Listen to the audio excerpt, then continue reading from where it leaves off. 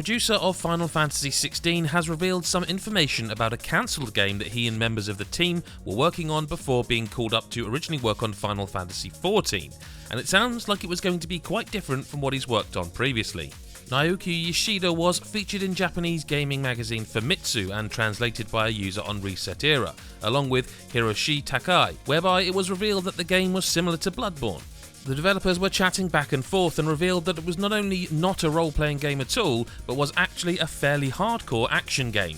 Takai noted that it had the same weapons and guns as Bloodborne and was even a gothic-style game. Yoshida himself commented that there were sci-fi elements in the title, and that when he first saw Bloodborne he asked himself, "Where have I seen this before?"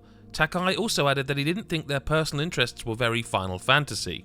The game was reportedly about a year into development, and as well as the Bloodborne similarities, it was also going to have multiplayer elements such as a 4v1 mode where the player would have strong powers and have to kill the 4 other opponents.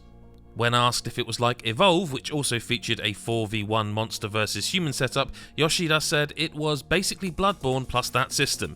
If we'd kept going, I think we'd still be working on it right now. Square Enix eventually did put out an action-adventure game in the Final Fantasy series in the form of Stranger of Paradise Final Fantasy Origin, which was outsourced to Team Ninja for development and was released earlier this year.